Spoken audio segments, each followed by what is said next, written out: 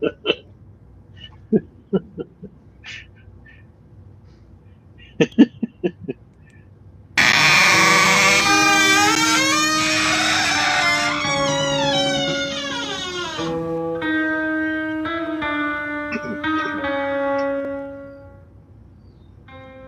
good evening. Welcome to Eerie House Radio. I'm Dale Kay from Spook Show, accompanied by. Dave Binkley from Weird, This Really Bad Movie and other stuff. And we're here with. Yes, I, Gar the Ghoul. Bleh, bleh to you all. Bleh, bleh, I say. Yep, and we got some shows about footsteps tonight. Oh, crap. So watch your step. Yes, we do. You follow? Yep. Hey. Bright light, bright light. Yep. See, we're in there, I guess. It's weird. It's what's showing on the Twitches is not what I'm seeing on the monitor. That's different.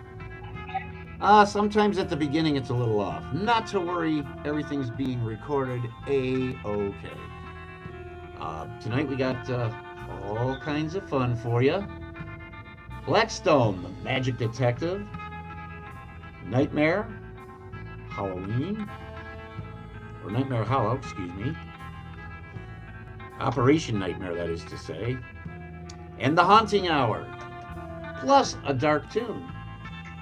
And a TV episode of Suspense. Yep, a full evening for everyone who's here, which is Daryl. So far. Hey, I got something a little fun here. I got this trophy. It is one of the few. It is one of the only sports trophies I have. It is for the time I bowled with my son. Now, I'm not a good bowler, so he must have been out of his world, and I must have been at least adequate. You know, this is from the 2000 Varsity Scotch Doubles Class C Handicap Champs, DJ Binkley and Dad 631 series, and that means that his handicap was me. That was it.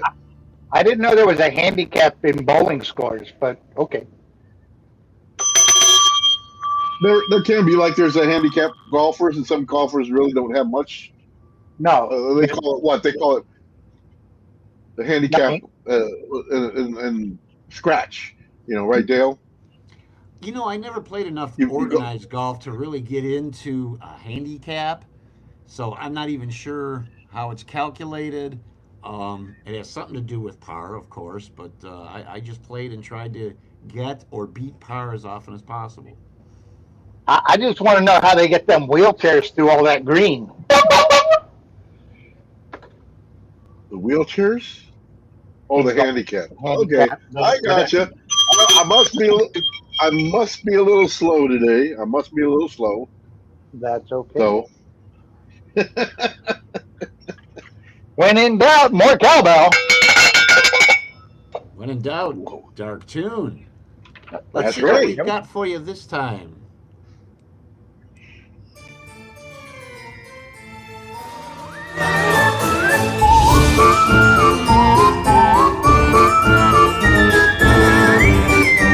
Welcome, kiddies. It's time for an Eerie House Dark Tune.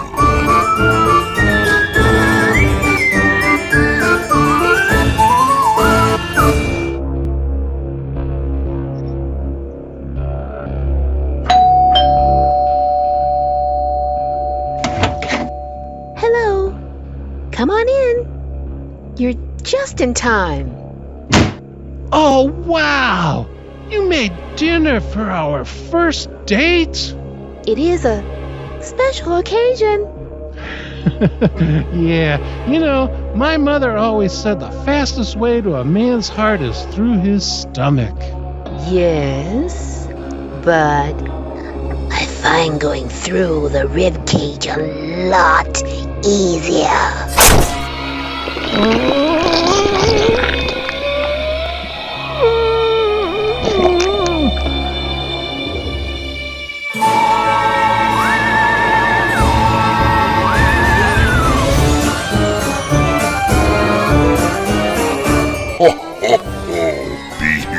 It's time for another Eerie House Radio Dark 2.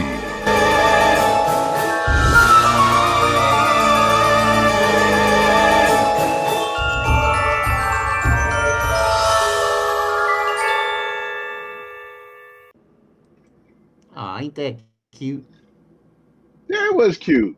And that was Klaus Siebenhaar along with CW on that. And he and I do, he helps with a lot of the weirdness stuff. And he and I are the ones that are hosting the Where Are They Now segments, that are shows that appear every Thursday on Facebook and YouTube and fun places like that.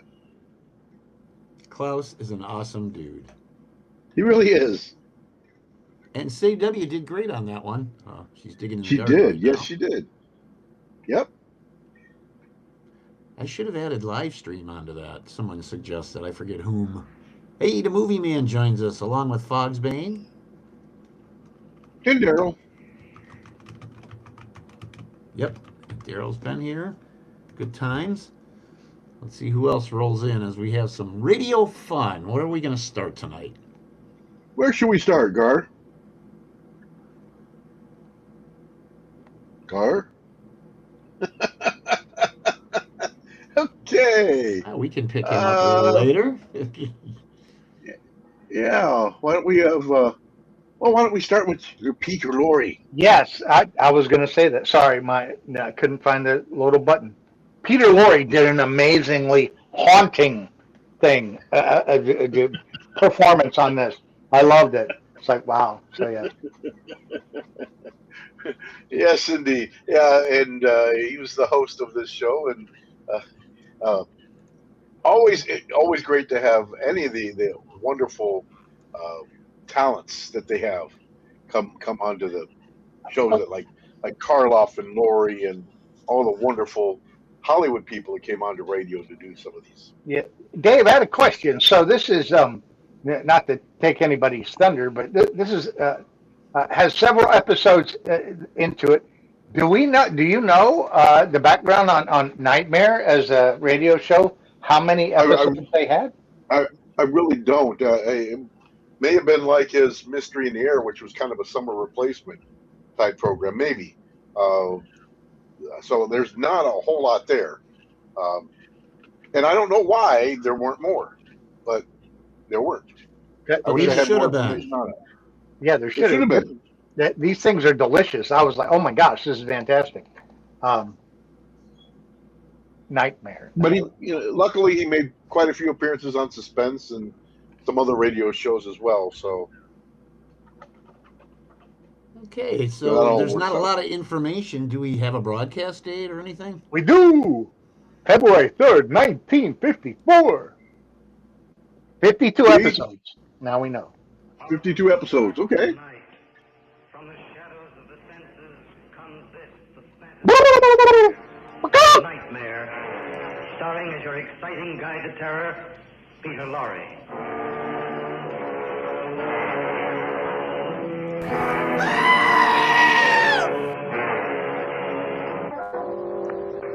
Sleep is an interesting thing. Of course, you are aware that the eye of the mind never closes in slumber.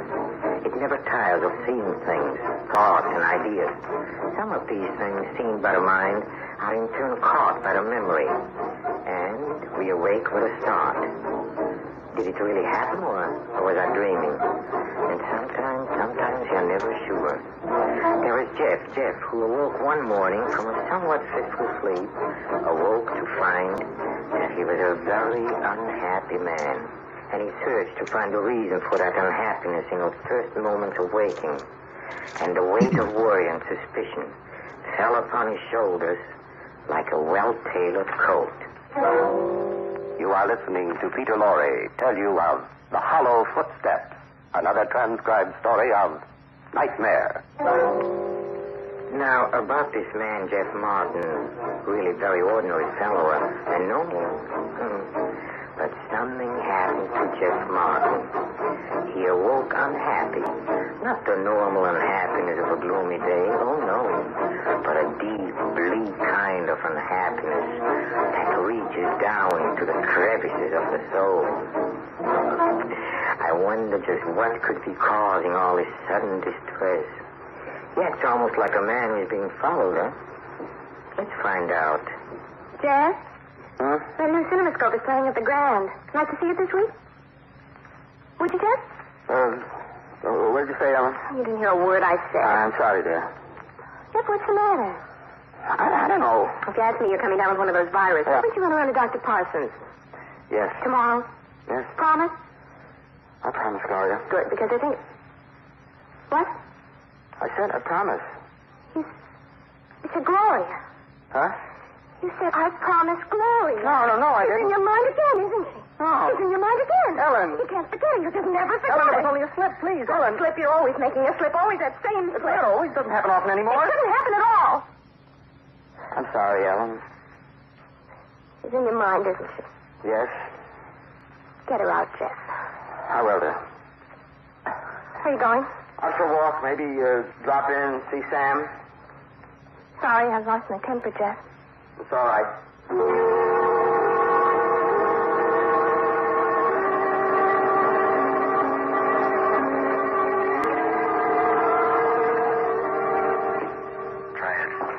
Try it again. You've got to find out. You've got to make sure. There they are. There she is. Don't turn your head. Faster. See? She's following you. Just slow down now. This store window. Now look. Turn your head slowly. Look carefully. Now. There she is, up the street. Get closer, Jeff. Get closer this time. Now. She's going away. Don't let her go away. Catch her now. Here, come here. Gloria. Gone.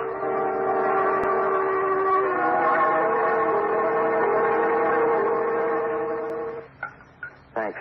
Now, what's it all about?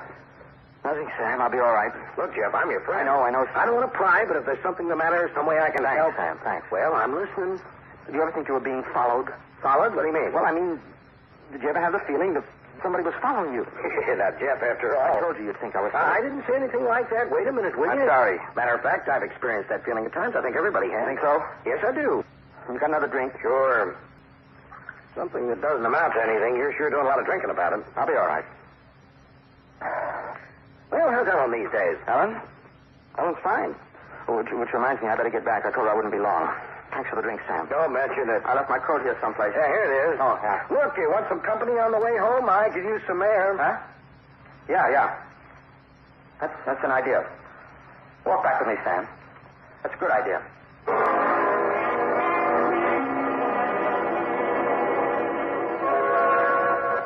Well, I think you'll be all right, Jeff. Probably just nerves, like you said, working too hard, that's all. You ought to slow down. Yeah, maybe. Lots of people have feelings like this every once in a while. It's so real. Huh? So real. It seems so real when she comes. She? Who? The woman. Oh, see, you're being followed by a woman. Yeah, let's see what you're so worried about. If you take my advice... Wait a minute, wait. You hear? Hear what? Listen. I don't hear a thing. Walk a few steps. You hear her? She's there behind us. Yep, I can't. Turn around, quick. There she is. There she goes around that corner. I'll get her. You wait here.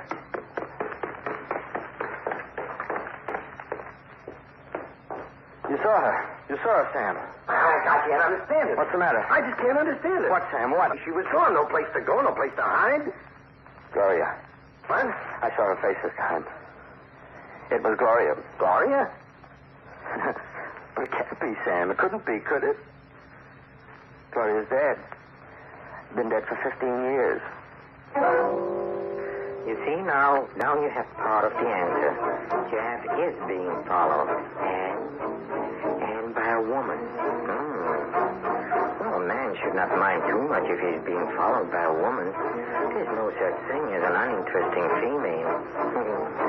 Women are so, what is the word? Oh, let's see, where was I? Oh, yes. So Jeff Martin is being followed by a woman.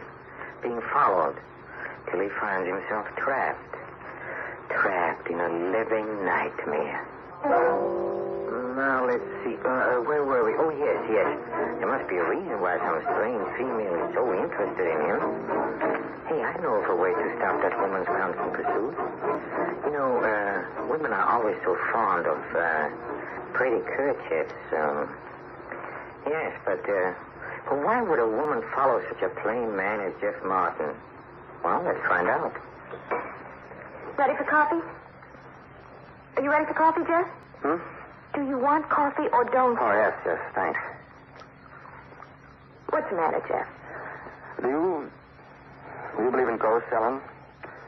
Ghosts? That people can come back from death to haunt, to follow you until... Jeff, I think you better see a doctor. You don't believe me, do you? Believe you? How could I? Just there just aren't any things like ghosts. You know that as well as I do. No, I don't. You do. I know you do. It's just that you're upset, that's all. You're upset and you won't face what's really upsetting you, and so you think of That's not true, Ellen. I know it's not true. Because I'm being followed by one, followed by a ghost. Jeff. She's back, Ellen. She's come back to haunt me. Who, Jeff? Gloria. You're thinking of her again. You just won't let her alone, will you? You won't let her be dead. You have to be thinking about her, reminding yourself about her, and reminding me. That's not it, Ellen. Don't tell me what's true and not true. Staring us in the face, Jeff.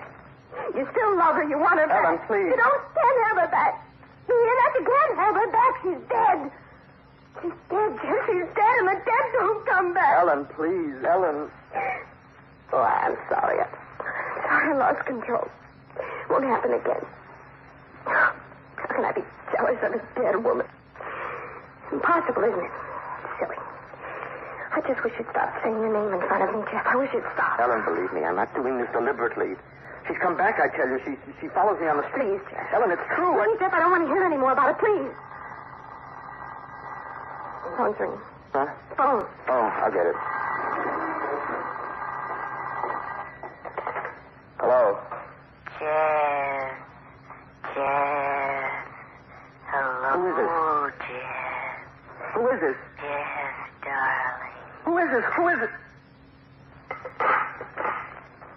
Jeff? Jeff, what's the matter? Nothing. Who was it? Who was on the phone? Gloria. It was Gloria. Jeff, stop it. Stop it. Stop it. Ellen, listen, it was Gloria. She's come back. Stop it. Don't tell me it was Gloria. Or Gloria's ghost. Ghosts don't use the telephone, Jeff. They don't have Listen to me, I'm Ellen. through listening. Why you're doing this to me, Jeff, I don't know why, but I won't take it much longer. Ellen. I'll leave. Do you hear? I'll leave you, Jeff.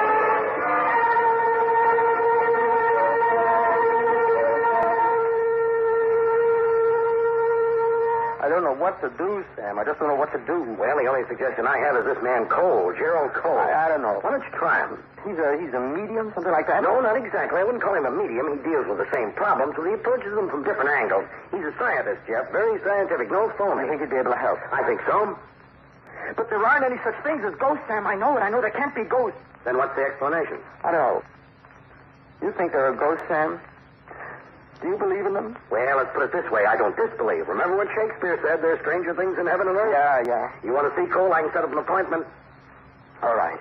I'll try anything once. I have to do something. It's expensive. Money doesn't matter, Sam. Nothing matters now but my peace of mind, my marriage. I've got to do something. Tell Cole I'll see him.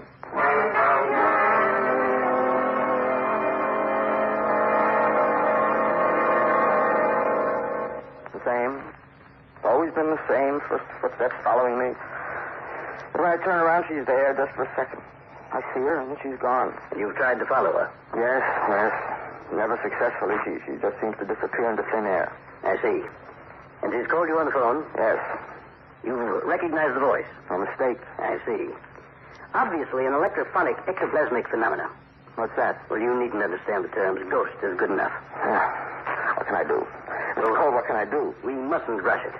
This requires careful consideration. Will you take the case? Well, I'm not sure yet. But you've got to help me. Of course, Mr. Martin. I'll try. But there are a number of things to do first.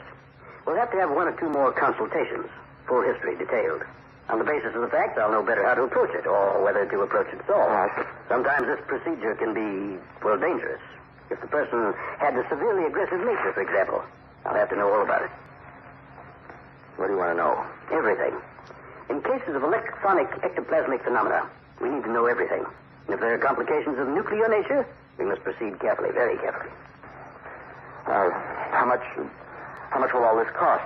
That depends on what we find in the preliminary consultations. This interview will be $500. The next, perhaps $700. $1,200? A heavy drain on my powers, Mr. Martin. You must understand that. Cases of electrophonic ectoplasm are difficult. All right. I'll go through with it. Good. I think you've made a wise decision. But you must tell me everything. Yes. Now, let's get started, shall we?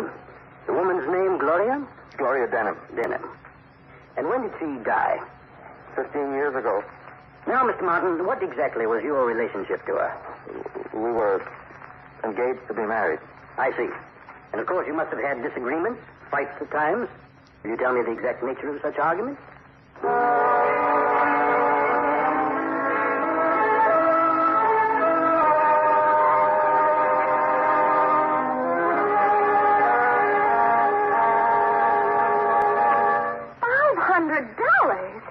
For heaven's sake, Jeff, have you lost all your reason? It's the only way, Ellen. Believe me, it's the only way. I've got to beat this thing. I can't let Gloria go on. Stop it. Sick and tired of hearing about Gloria and Gloria's ghost. You're just trying to hurt me, Jeff. No. You're trying to hurt me and ruin yourself. Oh, let me. Ellen. Hello.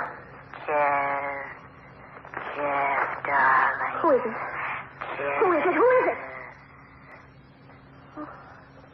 Ellen. Gloria. It was Gloria. I heard her voice. Oh, but that's impossible, Jeff. It's impossible. Isn't it?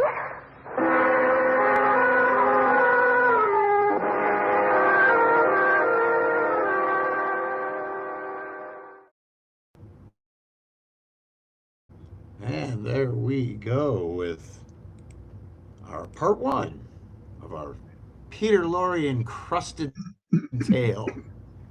Yeah, at one point, Peter Lorre. Or just Nightmare? Yep. I think it just says Nightmare, but it could be Operation Nightmare. At one point, Peter Lorre said he thought he was the most impersonate person in the world with his voice. And looking back on it, even today, and you go to any of the old movie stars, probably Peter Lorre gets it more than he and Karloff get the most. Yes. And I'm wondering if some people who listen to yes, well, cartoons and songs and you know, like you hear Karloff in some novelty songs, things like that, or his, you know, not just probably Boris Pickens, but there are other people that have done that as well. Also, sitcoms, I think, far more than Lorre-like characters would appear. Yeah, absolutely. And so I think he still may be one of the most impersonated people. Oh, did I tell you that weird fact? There was a serial killer out in California, and just one. Well, for this story, just one. But and this serial killer approached this woman and was like, you know, and he found out it was Peter Lorre's daughter, and he ran away. True story. He found out the woman was found out it was Peter Lorre's daughter, and it saved her life. He killed multiple women and stuff. Actually, it was two guys, but for the story, I think only one. I think I've heard that story. Was that the Ramirez Night Stalker dude?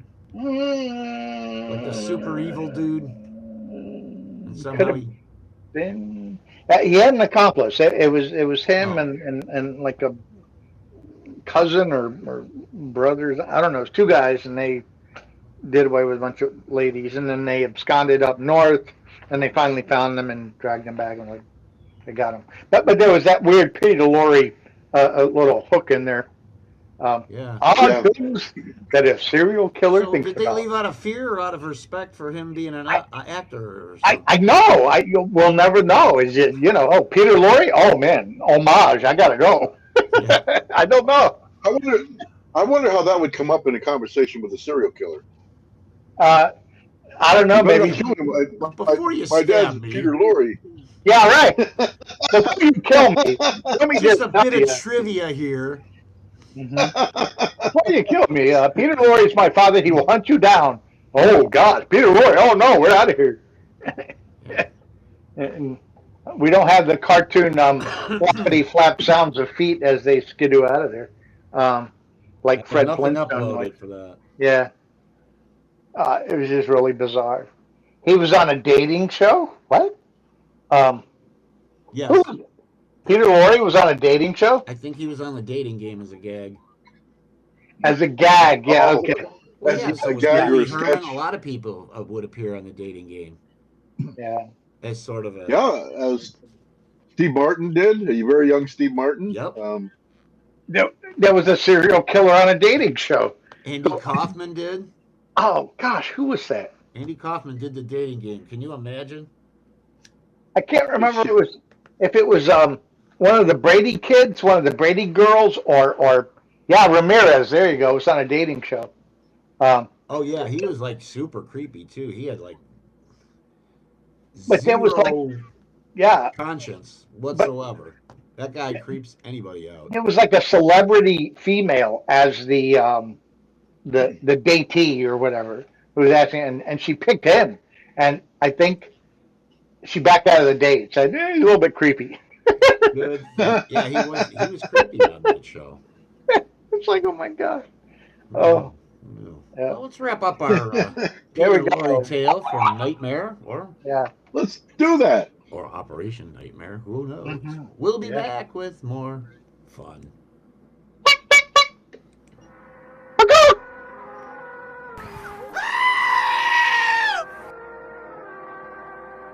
And then what happened? I left. Yes?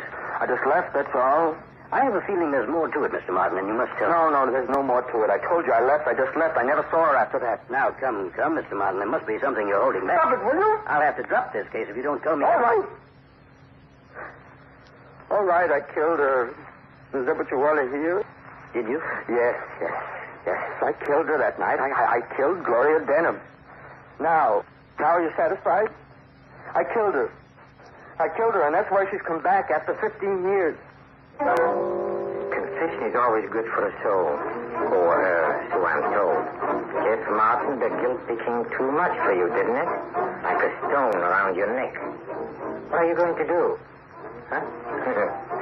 Oh, poor Jeff. He's being followed. Followed by guilt. Followed. Until he's found himself trapped in a living nightmare.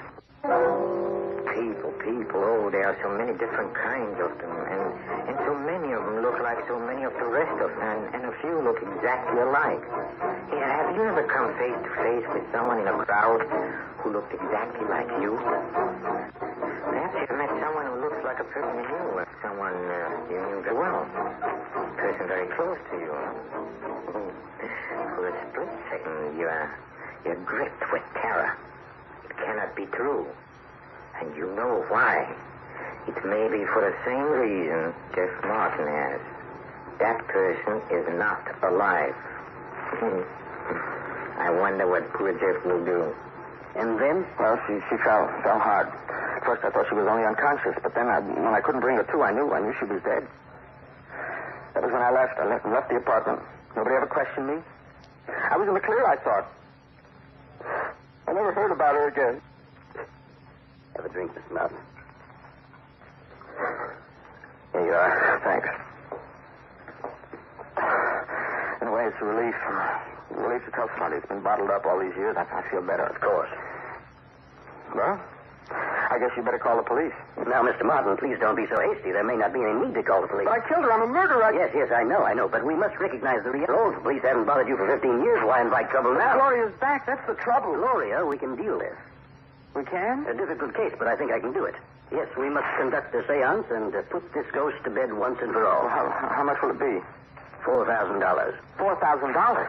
Oh, no, I can't. Now, you're a man of means, Mr. Martin. That's all the money I have in the world. It's more than I've got. All right. I won't press you, Mr. Martin. If you feel you can't afford it, you know best. But I feel it my duty to point out the risks you're running, the possible danger. What do you mean? You see, these cases of electrophonic ectoplasm are unique. And there are definitely nuclear photon complications. The woman Gloria has achieved after 15 years of sonic and visual representation. She's obviously a strong positron framework. An exceptional amount of beta gamma omega energy reserve. She will attain a material representation. And then, well, then what? She has the power to kill. But if you can't afford the seance, Mr. Martin, I understand these things. I'm sorry I can't be of any more help, but my time is valuable. Wait. I'll go through with it. The seance? Yes. When can you do it? Tomorrow, if you like. We'll need a strong life energy frame to resist her powers. All right. See you tomorrow, then.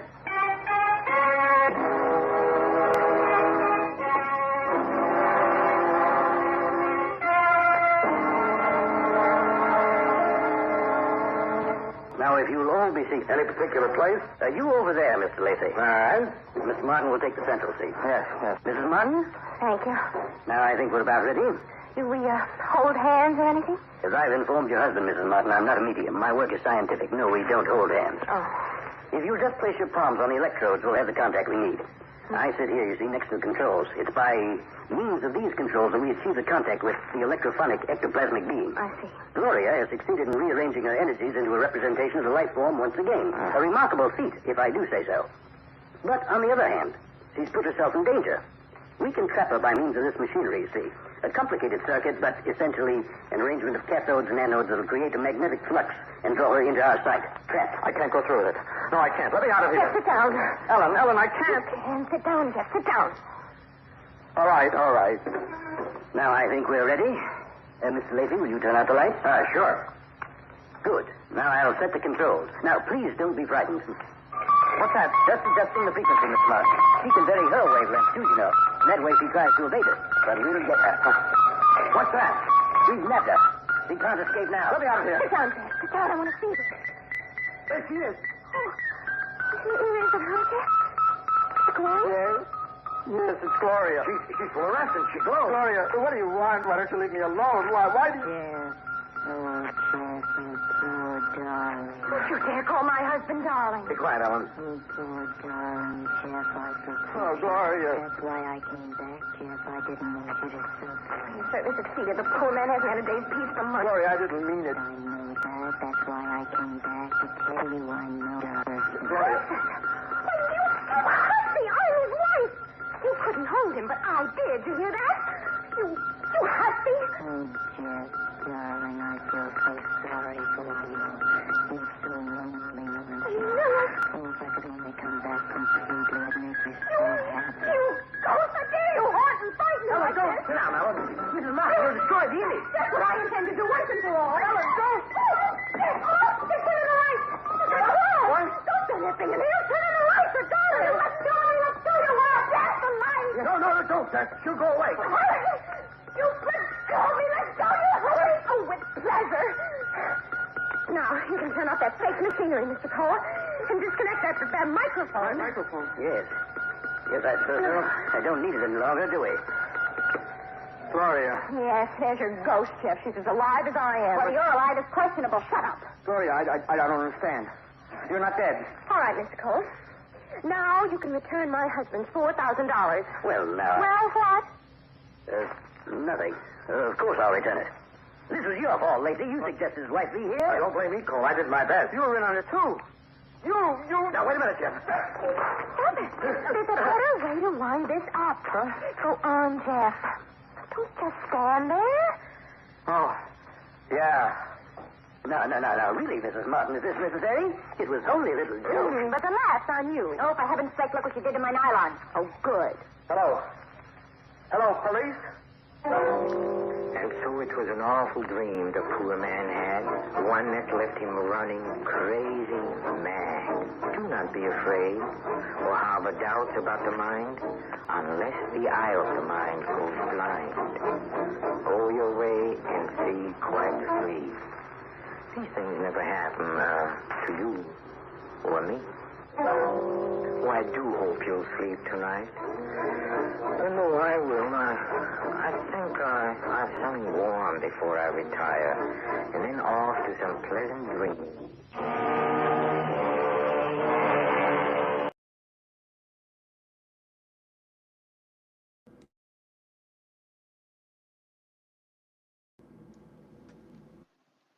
And there we go with our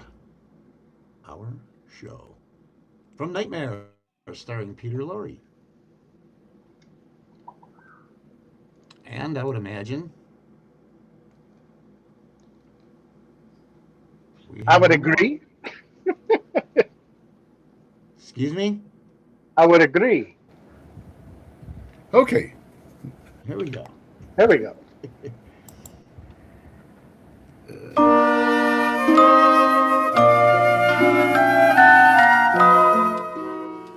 Eerie House Radio proudly presents Gar's Moral of the Story.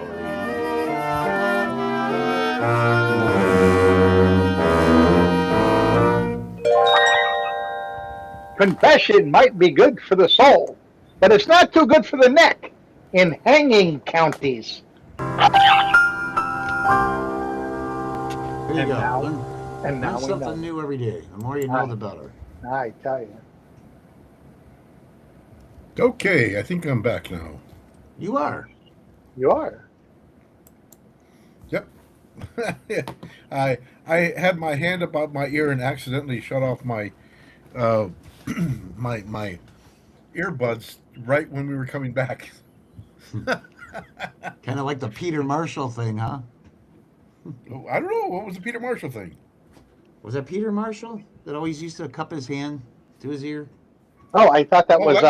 That was Gary Owens. That too was Gary Owens. And he did that because on radio, usually had one earphone, one head, and Right. that's why Gary Owens, who was, I think, a Los Angeles disc jockey, that's just how he cornered into there. Plus, just think of all the things that Gary Owens voiced in cartoons. Yes. They also say that you hear the sound of your own voice as other people hear you more so when you cup your hand over your ear that way. Yep. It could be. You think I want to know what I sound like? Are you crazy? Sure. You have a fine set of tones. Oh gosh, I called in to the bank the other day. I think, or did I meet some? I don't. Maybe I met someone at the bankers somewhere, and this guy had this amazing deep baritone voice, and I'm like, dude, and you have a great voice for radio. I mean, it's just wow. I think it was. Yeah. I can't remember if it was someone on the phone or if it was someone I met. I have a visual of the guy, so maybe I met them in person. Weird. They were young. God, where did I go? I don't go out that much, so it's a mystery. Can't even remember where I've been. Another unsolved mystery. That's right. Where did Gar go? I don't know. But yeah, it was just, man, the guy had an amazing voice for radio. Gosh, where was that? That's going to plague me for the rest of the night. Where the heck have I been? Hey, there's CW in the chat. Thanks for joining us. All right, there she is. Want to jump into the haunting hour and save Blackstone for last? We could. And we could do that. But one thing I got to say about the haunting hour, it's a good story, and I was led to believe it was about footsteps, but I don't think there's a whole lot of footsteps in here, was it, Gar? There's footsteps in there. There's a couple of them, but there's a couple. I don't know if it's prominent, but they are in there. So it gets the Eerie House nod for it. There are footsteps. Yes. They hear footsteps. Like, oh, what's the footsteps? Footsteps. It is a good story, though. For the haunting half hour, yes. Yeah, I don't know how many footsteps, but there's some in there somewhere. More than one is enough. In there. And this comes to us from? Oh, April 14th, 1945. Boy, boy. Sure.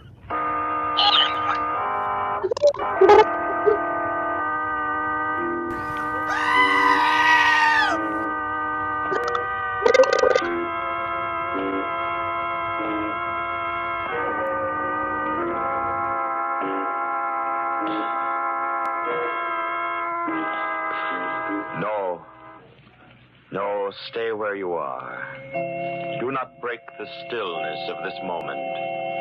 For this is a time of mystery. A time when imagination is free and moves forward swiftly, silently.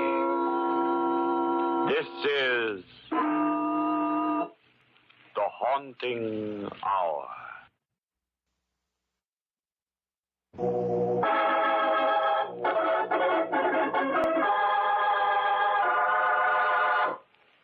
Ptolemy's grave.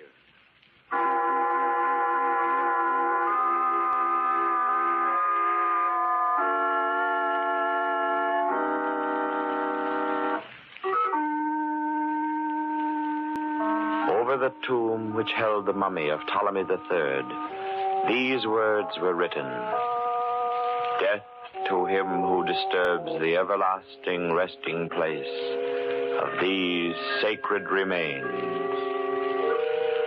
2 weeks ago, William Cartwright, a famous Egyptologist, defied this curse. He bought the mummy, had it sent to his home. That same day, he slowly walked down the stairs from his upstairs study.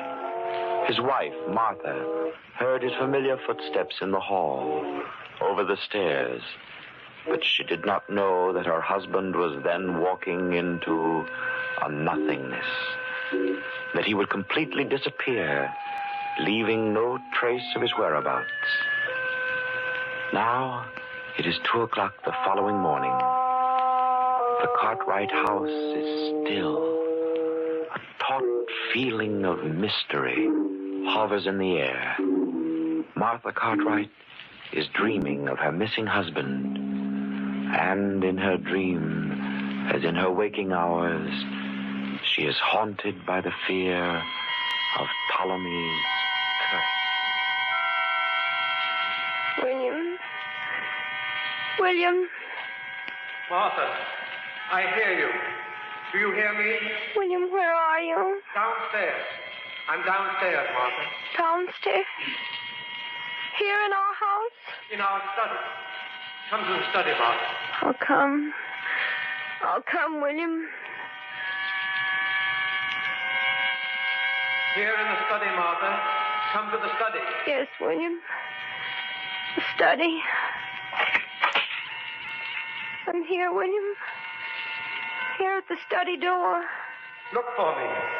Where are you, William? Look for me, Martha. Darkness. Can't see you. Come over the carpet to the mummy case. To the mummy case. The mummy of Ptolemy III. Yes. Yes, William, I'm here. Look at the mummy closely, Martha. I am looking, William. Don't you see? All I see is a strange, misty light. Like a halo. Shining, glowing about the mummy. Lean forward, then, Martha. Look closely. Look closely. No, I can't. I can't. You must, Martha. Look at the mummy's face. The face? Can't you see, Martha? Can't you see what it is? No. No, it's just... I don't know what you mean. The features, Martha. Don't you see anything different about the features? Gray, shrunken, shriveled skin. Gray and horrible. But the lips, the forehead, the eyes, don't you see, Martha? Have you forgotten so soon? Forgotten? I remember you, William. I'll always remember you. But if the eyes were open, if they were open, Martha, could you... Look, now they are open, Martha. Yeah. I see. Now I see. William, the mummy has your face. Yes, Martha, that's it. The mummy and I, we're the same, Martha. The same. The same? William!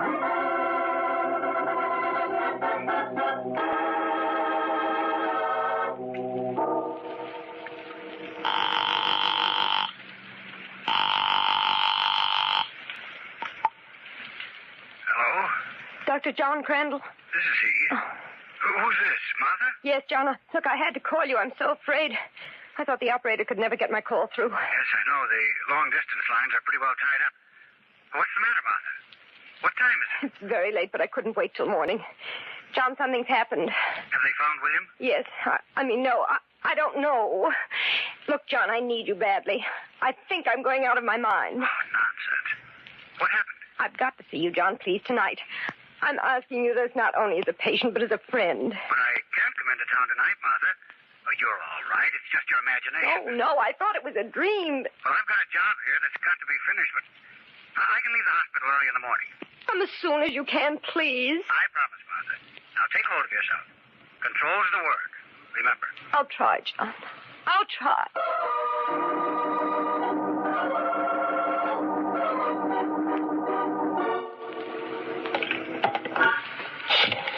It can't be.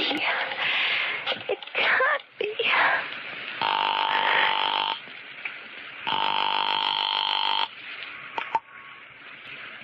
Hello. Is this Mr. Kroll? Yes?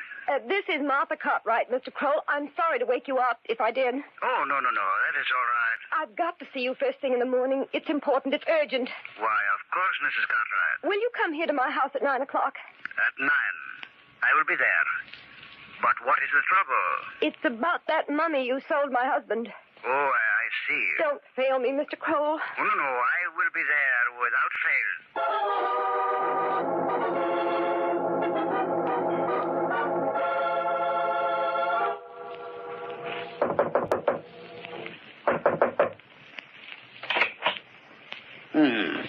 Mrs. Cartwright? You're Mr. Kroll. Yes. Come in, please. Thank you. You're the gentleman who sold my husband the mummy, aren't you? Yes? Well, I want you to take it away. Take it away? Yes, immediately. You're here right away. But, Mrs. Cartwright... I'm sorry. I'm terribly upset. No, I understand. How soon can you take it away? Perhaps tomorrow morning. Oh. But what do you want me to do with it? I don't know. I don't care. Sell it or give it away. Do anything you want with it. Well, that will be very difficult. You see, one reason your husband was able to buy it was, well, perhaps we'd better not discuss it right now. You mean it's cursed? Yes. Misfortune has always been attached to it. Do you believe in this curse? I have specialized in the art and civilization of the pharaohs for 20 years. My experience has taught me to respect their ideas. Yes, Mrs. Cartwright, I believe in the curse. Can you tell me what the curse says? Death to him who disturbs the sacred remains. A death of torture, of maddening pain. Death in its strangest form. And now that my husband is dead, I may be the next victim? You must take it back. Please, Mr. Kroll, I can't have it here another night. I haven't slept for days. I can't keep my eyes open, but I'm afraid to sleep. Why don't you leave this house until tomorrow? I can't. I'm expecting my doctors. Then perhaps you will be able to take a nap before he arrives. Perhaps. Well, thank you, Mr. Kroll. You'll take it tomorrow, then. Yes. Goodbye, Mrs. Cartwright.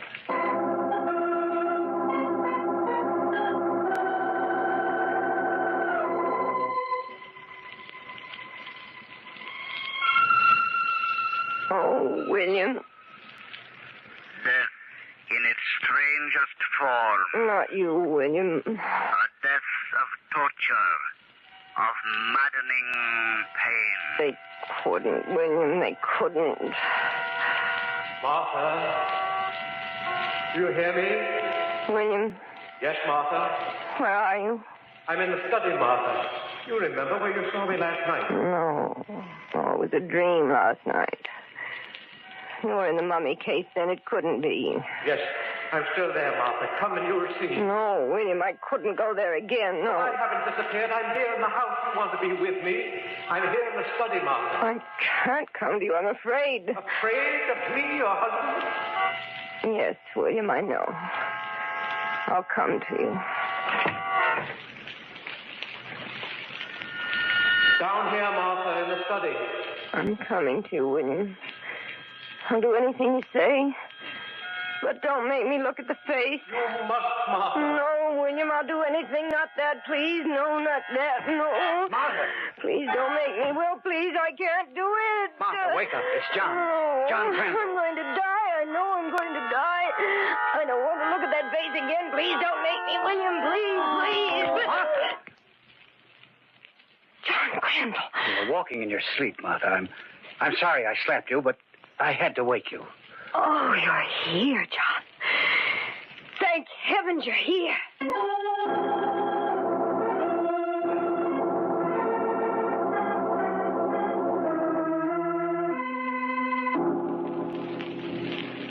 Is there anything left that you haven't told me, Martha? That's all I know, John.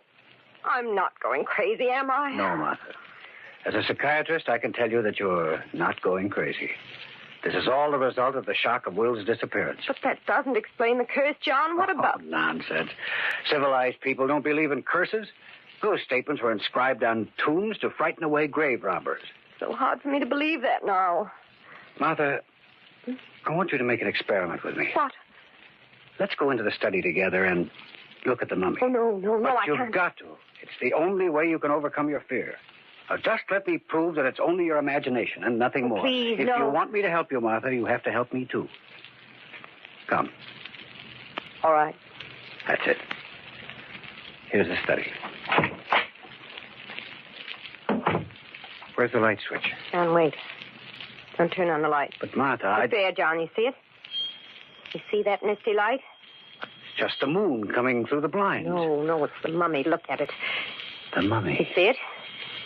That gray light that shines around it? I'm not sleeping, John. I'm here with you. And look at that face. Look closely, John. I am, Martha. You see that face? William's face? As though it were dead for centuries? Is this a nightmare, too? No, it's not a nightmare. I see it. Then that mummy is William's body. It's the curse of Ptolemy III. That you laughed at, John. You laughed. Martha. Now William's gone. He's dead. Martha, please. And I'll be cursed just as John was. You don't believe that. I do. Why didn't he believe it when they told him? Now it's too late, don't you see? Now I'll die as William died.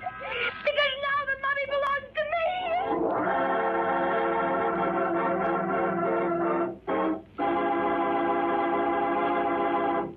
And we're back. We are. Yes, we are. Oh, now we're gone. Now we're back. Now we're back. There we are. Riverside has a few quirks. We'll work them out. Mm-hmm. Oh, I thought I was the quirk. No. Usually I am. So she did hear footsteps in the study. Okay. So, but but there's no Colonel Mustard and there's no pipe wrench. So I feel validated now. Yeah. I knew there were footsteps somewhere. Footsteps all around. Yes. Yeah. Have you ever felt that you heard somebody following you in your footsteps? Well, it depends on the type of house you have. My house here in Florida, I have a concrete slab and tiles down, and so it doesn't really lend to the sound of footsteps. I've never run across that. However, if you're in a house and you've got good old squeaky floors, wood panel, tongue and groove, you might hear some squeaks. Now, my house is 106 or 7 years old now, so. Really, that is cool. And so it had plenty of creaks and had wood underneath. There's a lot of carpet here, but also wood underneath and such. So, yeah. That's a good house to raise your family, because then you always know what your kids are up to. That's true. How did they know? Yeah, right. But, well, okay, having a house that old with that much age to it, have you experienced anything kind of fun, unusual in your home there, Dave? Not in the home, although the last person who lived here was not living when he left. Okay. But feet first, huh? There's been no activity. I think a guy told me he actually was outside in the backyard when he passed, but but he hinted he was somewhere in the house, but then he said he was outside. I don't know really.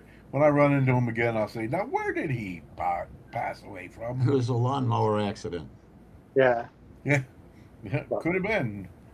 My house is about as old as I am, and I haven't spooked anyone yet. So, Our first house in Old Brooklyn would have turned 100 next year. It was 1927 Colonial. It was one of them old grandma houses we used to call them because everybody's grandma lived in them at one time or another.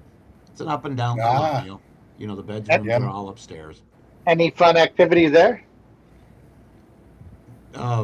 Nothing like scary or spooky, but yeah, lots of fun. My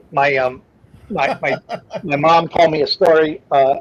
My dad and her went to visit my mom's sister in the Carolinas. It was Carolinas, or where was it?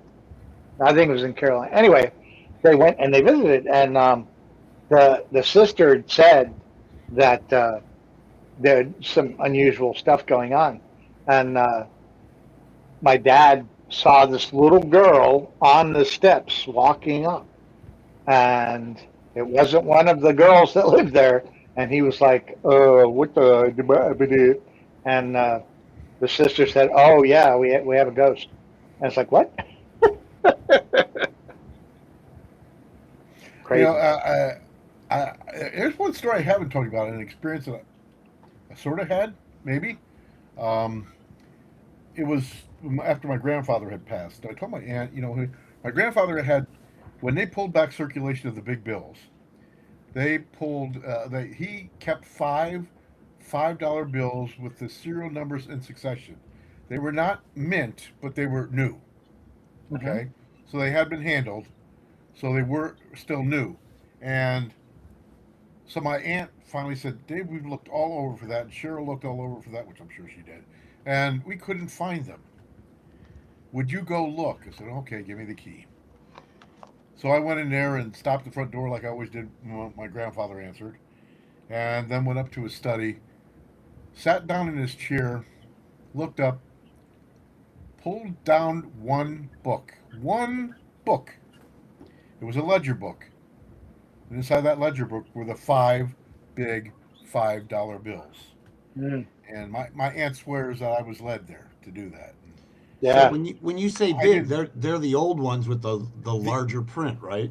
Yes, the old larger bills with larger print. Yeah. Those I think are pre-1935, maybe even before the 20s. Some of those with the real big. Because print. The government demanded all those be pulled back, be given back to the bank. Then you were given, you know, the same value of bills in the small bills, which they were currently going with. So, my aunt had no idea. We had no idea what they were worth, and I don't know if she ever did it right. But I called I called a coin collector, and I explained, hey, look, my grandfather passed. I found these 5 large print $5 bills with serial numbers in succession. Do you have any idea how much they're worth? He says, you know what? I've never even heard of such a thing. So my aunt was going to like split them up for the grandkids. I said, don't. Oh, keep them all together. I think there's value in that run. There was, and so I never got one, but I'm hoping what she did, because she became my grandmother's caregiver, and she needed some compensation for that, to be honest with you. But I was hoping that she talked to an auction house, because they would have been worth something. The big $5. I've seen a few big bills during coin and stamp shows. Never 5 of them, and never in succession. Yeah, and if they're in halfway decent condition, all the better. So they were not mint but new condition. My mom got these that's incredible. From the mint. She got these 1976 commemorative coins from the mint. They were all dated 1976. They were stamped. They were put into a book, and she had them on display, and they were inside a plastic covering or something like. Anyway, she had them for years and years and in the latter part of her life, she sold her coin collection. She had been a coin collector forever, man. I was like, oh my God. And I came to visit her one day, and I noticed they were gone. I was like, what happened to the coins? And she said, I sold them. And I was like, what? I was like, Mom, no. Where did you sell them to? I will go buy them back and give them to you. Don't sell your coins. I mean, you love them. And she was like, well, nope. Needed to make rent, needed to pay the gas bill. I don't know what it was. But I was like, Mom, oh my gosh. She sold them. I was like, wow, that was crazy. Yep. Sometimes desperation changes the value of things. All she had to do was call. I would have said, oh, no, I'll take care of it. But oh, man, it was crazy. Yep. Well, let's continue now with our haunting hour. The conclusion. And wrap this baby up. We'll be back. Woohoo! Okay.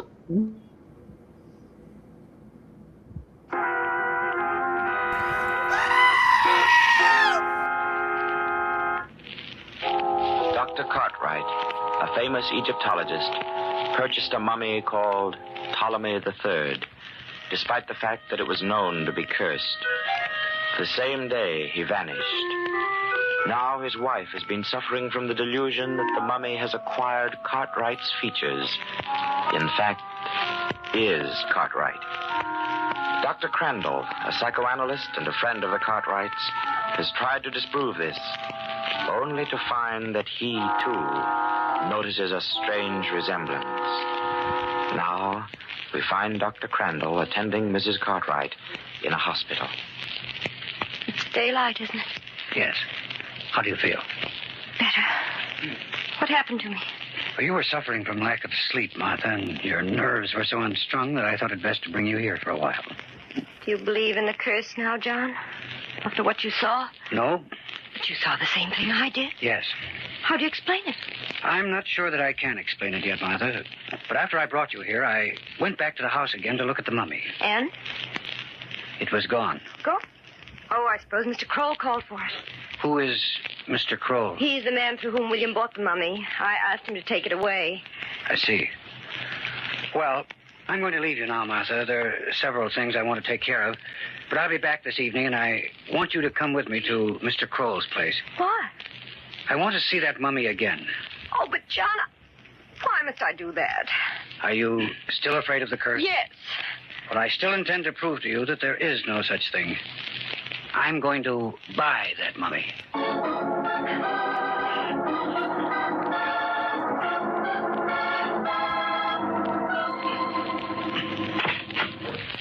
Good evening, Mr. Kroll.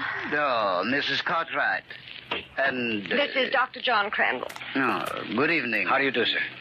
Mrs. Cartwright brought me here so that I could see the mummy of Ptolemy III. Of course. May I ask why you wish to see it? I'm interested in buying it. I've tried to convince him that it's cursed, Mr. Kroll, but he doesn't want to believe it. Many men have refused to believe it. It is only fair that we inform those who intend to buy, and the rest is entirely up to them. Now, if you step this way, please. The mummy is in my workshop. Thank you. I notice you have many other mummies here, don't you, Mr. Kroll? Oh, yes. I am known as an expert in repairing them. They are sent from museums and collectors all over the world. And which is Ptolemy III? In this sarcophagus, right here. Will you open it? Why, of course, certainly. Now, just a moment, Martha. Don't go away. I want you to look at it. John! It's very important. There you are, sir. There it is. Martha, is that the mummy we looked at last night? You see, I'm not sure. I saw it for only a few minutes. It looks the same, but... But what? The faces... the features are not so familiar. How do you mean? This one doesn't look like William. Perhaps the light is too sharp here. Do you think you could turn the lights off for a second, Mr. Kroll? No, Mr. Kroll. No, I'm afraid. Martha, you know I'm not trying to hurt you any more than you've already been hurt by this whole affair. But I must get you to believe that there is no such thing as a curse of this kind. If you don't do as I say, your condition may grow even worse, beyond my control. Is that clear? Yes. Now, Mr. Kroll, will you turn off the light? Of course. Are you looking at the mummy in that sarcophagus, Martha? Yes. Do you see anything now? No. It's so pitch black I can't see anything at all. Nothing. I see. John, you know I haven't been imagining all this. What is it, Martha? Over there. Look near that other wall. Face. That's William's, just as we saw it last night, John. With that glow all around it. And it's moving. Look, it's moving. John, make him turn on the light. John! Mr. Kroll, will you turn on the light? Please, hurry. Why, certainly. Oh. John. Oh. John. All right, Martha, all right. We'll get you out of here. Will you open the door, Mr. Kroll? Why, of course, Doctor. And could I ask you to get Mrs. Cartwright a glass of water? A pleasure, I'm sure. Martha, listen to me carefully. I've got to explain quickly. As soon as you leave here, go straight to the nearest telephone and call the police. Tell them to come here immediately. I don't understand. I know now that William was murdered. What? Yes, Kroll killed him, and I'm going to stay here with him until the police arrive. I beg your pardon, I have the water. Thank you. Now, drink this, Martha, and take the pill I just gave you. Yes. That's it. Now I think you'd better go home, and don't forget what I told you. Yes, John, I'll go home. Goodbye, Mr. Kroll. Goodbye, madame. Oh, it's terrible, sir. She's completely obsessed with the fear of that mummy, and it's destroying her. She loved her husband very much, I'm sure. Of course. But more than anything else, it's her insane fear of that curse. And is that the reason you want to purchase the mummy, Dr. Crandall? Precisely. In that case, maybe I can help you. You can? Yes, let us talk about it. But first, would you like to have a drink? I notice you are rather fatigued after what just has happened. Yes, I guess I could stand something. Will you join me? Why should I leave myself out? Why, of course. I have some very fine old spirits here. And now, there we are. I hope...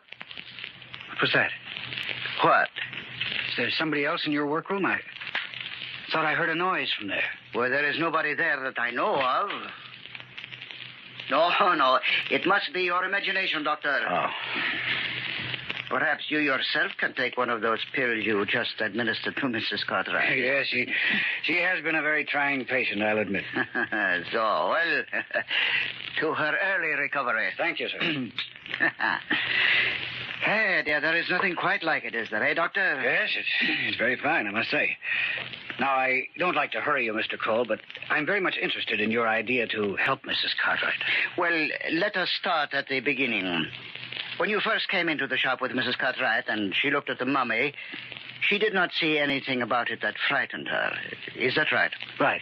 But when you suggested that we turn off the lights, it was then, for the first time, that she was aware of her, well, shall we say, her hallucination? And what do you suggest?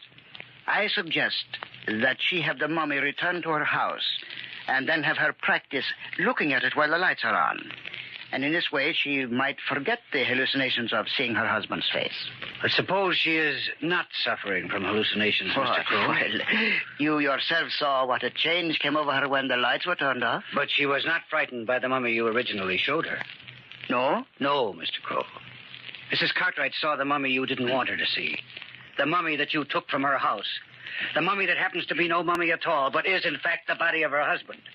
You know that? That was why you hung a curtain in front of that mummy before we arrived. And how did you know it was behind the curtain in my workroom? Because of the glow of light around it. I could see that glow when the lights were turned off, so I took the curtain away completely. That was what made Mrs. Cartwright think it was moving. Oh, I see. You are a very astute doctor.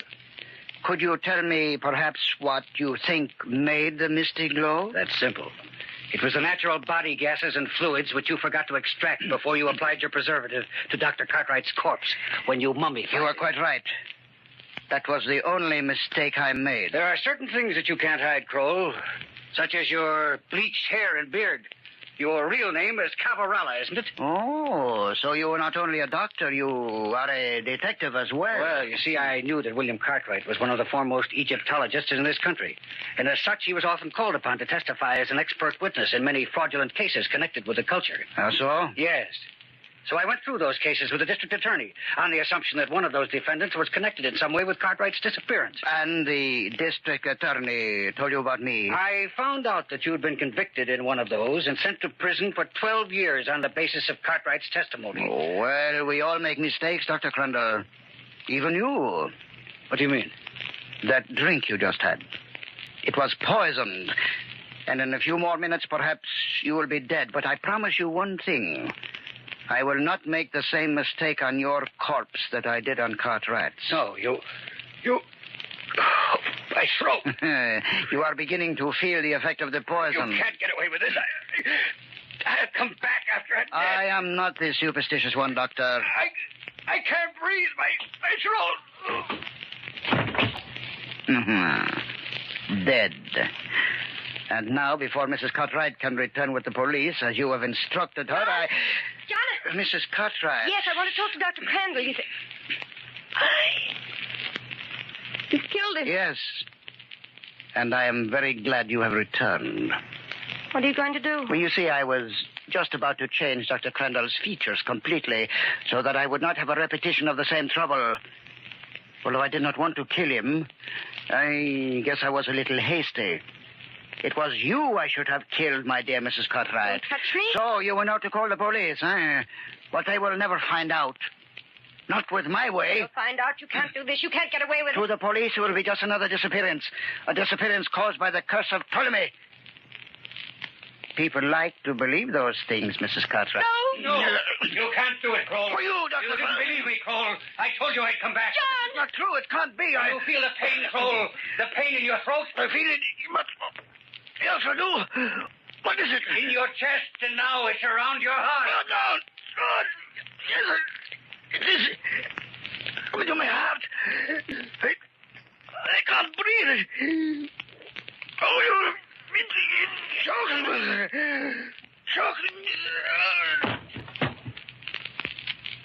Dead? John, you're alive. I don't understand. I know how trying this is for you, Martha, but listen to me. I'll explain But it. I just saw... I wasn't dead. Kroll offered me a poisoned drink, but I distracted his attention by pretending to hear something outside. Oh. When he went to look, I switched the drinks, and he was the one who got the poison. When I saw you there, I thought the mummy's curse had worked again. No, Martha. That curse we talked about so much was only Kroll's own invention, and it came back to him. If he'd never thought it up, he would never have died as a result of it.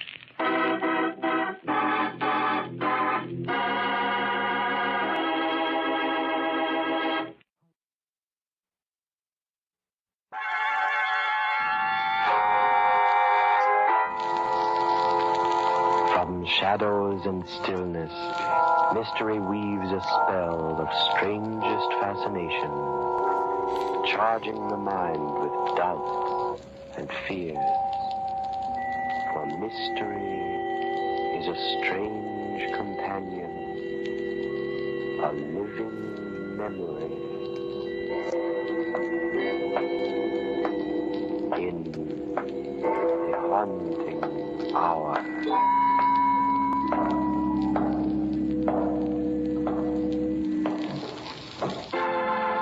Ooh, there's footsteps.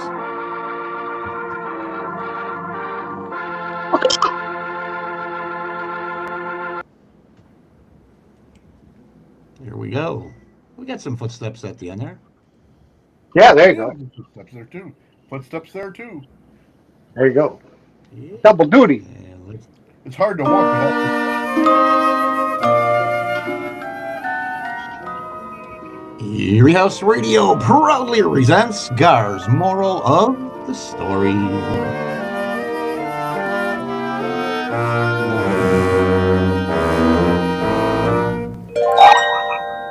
A study is no place for a mummy, although it's a great place for a tomb.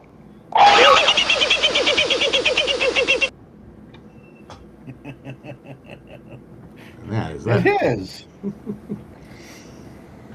you go. Great place for a tomb. Wraps up our radio, except for one more. One more. Short one. One more 15-minute episode, yes. Which Right. is only like 11 minutes and change, something like that. Yeah. Almost Wait, 12. there's change?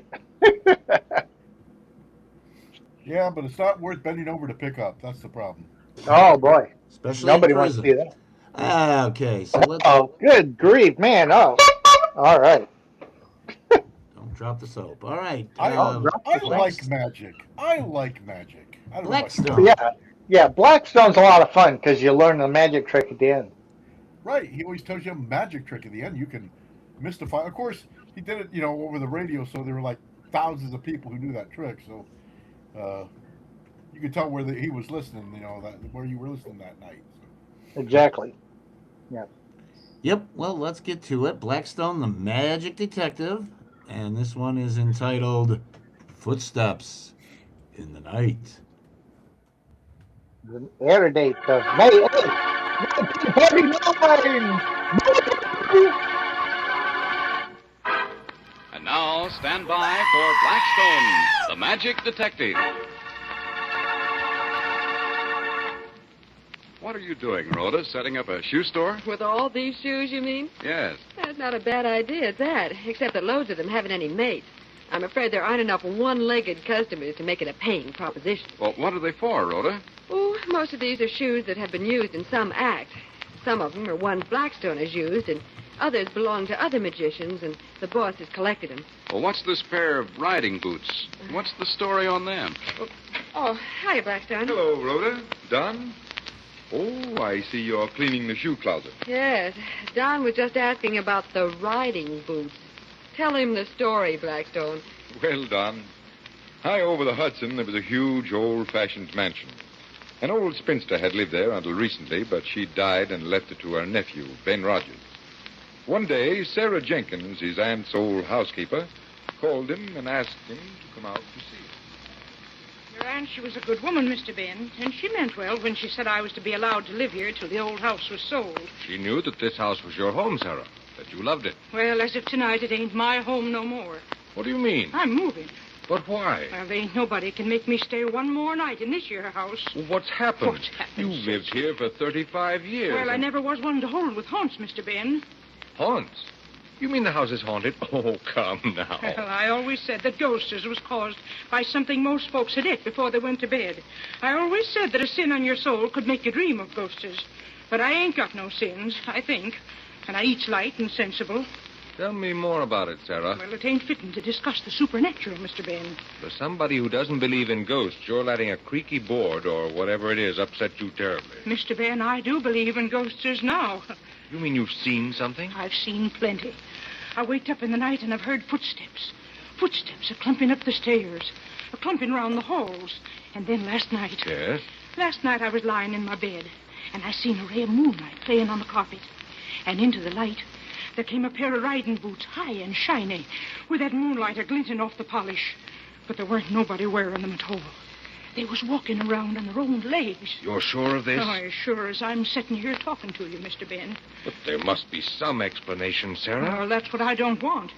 That's why I'm getting out of this house. It's been my home for so long. There's evil here, Mr. Ben, and it's walking the floors at night. I don't want no explanation of evil. You go into town and stay at my house tonight, and I'll stay here. I'll get to the bottom of this.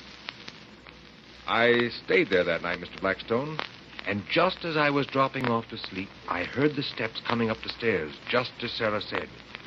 And then I saw the boots. They were walking by themselves. You're sure of this? I'm positive. You're sure there wasn't a man dressed in black wearing those boots? A man you couldn't see in the darkness? There was moonlight, Mr. Blackstone. There was no one in those boots. Can you take me out to the house tonight? Yes. I'll take you, but I certainly don't like the idea.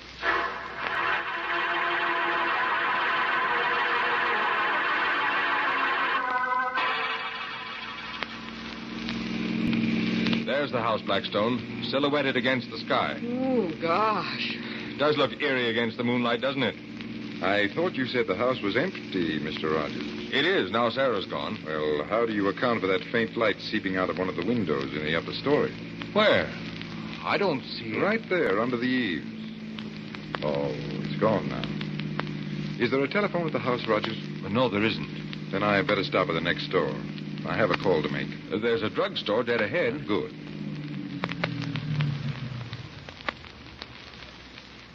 I'll just be a moment.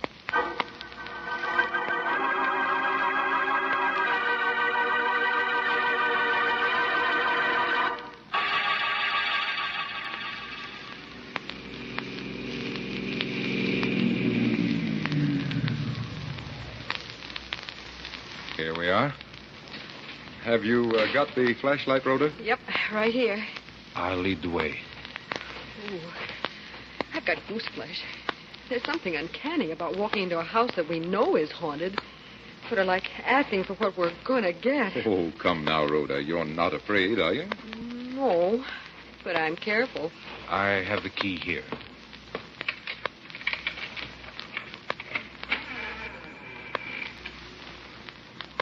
Turn on your flash, Rhoda. Okay. Now, wait here, Rhoda. I'm expecting someone. Rogers, will you show me the bedroom where you and Sarah saw the boots? It's up these stairs. Just follow along after me. I don't like being a reception committee for the spirit world. You're going to be the reception committee for someone very human indeed, Rhoda. Don't be scared. Oh, no. Rhoda Brent isn't scared. She's the brave type. Nothing ever scares her. Those teeth I hear belong to 2 other guys. Hey, that's not the right thing to say. There's nobody here but me and the ghost. Guess I better admit they're my teeth. Do ghosts have teeth? Well, I'm hearing things. Oh, no, I'm imagining it. I know I am. I've got to be. They're coming closer. The footsteps. I hear them. Blackstone! Help! The walking boot! They're at the head of the stairs. They're walking toward me. They're coming down the stairs. Open up! Open up in there! It's the police! Open up in the name of the law!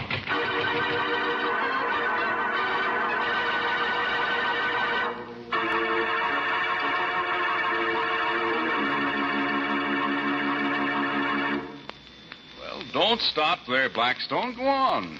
What was it? Did Rhoda really see the boots, or did she imagine it? I certainly didn't. The boots were there, all right, Don. Yeah, but what made them walk? An old magician's trick. There was a track under the floor with an electromagnet on it. The shoes had bits of metal on the heels. They were attracted by the magnet. As it ran on the track, the boots seemed to walk. But why? Counterfeiters were using the attic of the house as their headquarters. And they were trying to scare Sarah Jenkins away so they could have the place to themselves. Well, how did the police get there? After I saw that light in the attic, I knew there must be some human being around. Remember that phone call I made?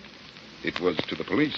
Why did you leave Rhoda alone, though, Blackstone? That could have scared her into the screaming memes. Well, what do you mean, could have? It did. Ben Rogers and I went upstairs to guard the entrance to the attic. I was afraid whoever was up there would come out shooting. And I didn't want her to get hurt. He figures it's worse to be shot than scared to death. Me, I'd rather be shot next time. It's less of a strain on the nerves. So another mystery was solved by magic. Say, it looks like we're going to see a card trick this time, Blackstone. That's right. But first, I want to pick the right card. Oh, now I've seen everything. A magician picking a card for himself. Oh, no, Rhoda. I'm picking the card for you. You mean I'm working the trick? Absolutely. I've taken a card, and I'm going to have you name it. Well, that sounds rather difficult. Well, we can let Don help you, and we'll do it in easy steps. Well, how do you mean, easy steps? Well, we'll start with the color first. There are 2 colors, red and black. Well, suppose I take black. Well, if you take black, that naturally leaves red, doesn't it? Of course. There are 2 red suits, hearts and diamonds. We'll let Don take one. Oh, I'll take hearts. That leaves you diamonds. Now, some of the diamonds are picture cards and others are spot cards. One or the other must be eliminated. Which do we want? Pictures or spots? Well, let's say picture cards. Very well. We shall divide the picture cards into 2 pairs. Ace King and Queen Jack. Now, which pair do you want, Don? The Queen and the Jack. All right, Rhoda. There you are. The Queen and the Jack. Which do you take? The Queen or the Jack? I'll take the Queen. And the trick is done. That leaves the Jack, and there it is. Well, the very card I'm holding in my hand. Look at it, Rhoda. The Jack of Diamonds. Say, Blackstone, what did you do? Make us read your mind? Well, just about, Don. It was a good trick, wasn't it? Oh, I'll say it was a good trick. I'm completely flabbergasted. Well, get yourself unflabbergasted, and I'll be back to tell you how easy it really is.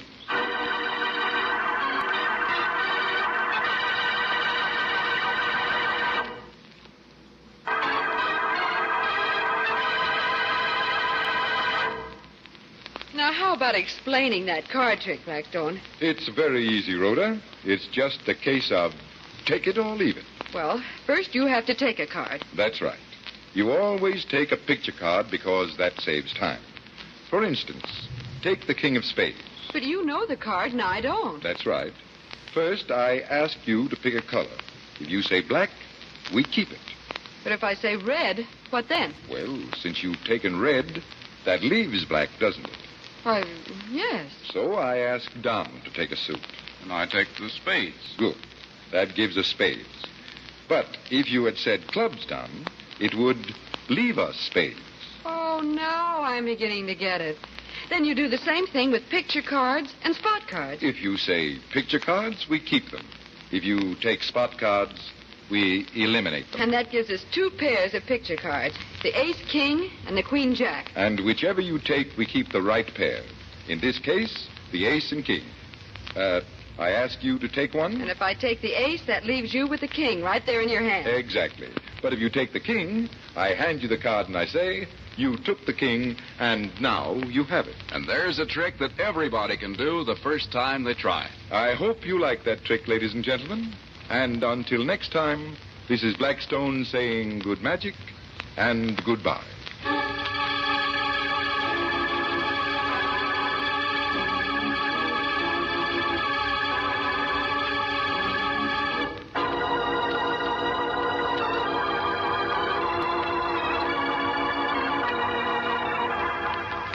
Be with us next time when the world's greatest living magician, Blackstone, tells us the story of the voodoo.